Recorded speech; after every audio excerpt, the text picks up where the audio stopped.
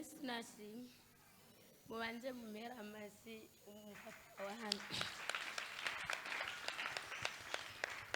nimumunyongerera yandi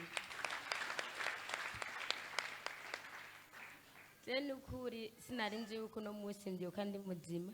mugo nabyutse ndi muzima naho nazindutse mvuga uti naho ngiye iki gitero kiri mu nda je sinzi yuko kwera gikira mugo tukaba twari kumwe twaje nyene buke buke nguma namubwiye ati mugo naho ngiye numva nukuri mu nda ntameze neza none ngugiye kwanyishu yihuta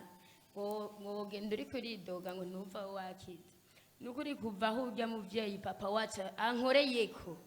nukuri ubu numva nakize ubu numva na ya misonga yari munda numva ubu mbere nuwonyitega nukuri wosanga namwihuriyeko mubanje mumumpera amashi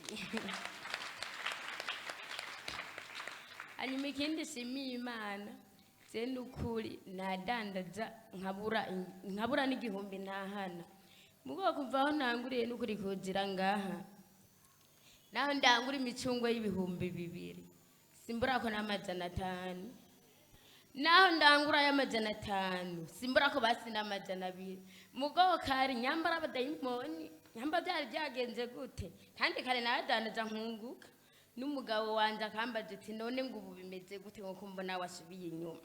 nanje nkacanja ngaho nkacaninumira nukuri kuva aho ntanguriye kuza ngaha aha hantu hari umugisha udasanzwe muntu akengera aha hantu nukuri nyamba Imana yo baragukoreye n'akantu na gatoya haguruka ubivuge haguruka uyishingira intahe kuko nukuri umuvyeyi wacu arakora ibitangaza kandi arakora ibitangaza nukuri bikomeye bishimishije je nukuri kiganza c'Imana narakibonye kuko yaba ntaja ngaha je no gupfa imba narapfuye n'ibitero narifise mu nda ubu umba narapfuye naraseze yishi nkayisezera nukuri ubu mu nda ni sawa bimeze neza hanyuma wumvise gusimba kwanje Imana ibahezagira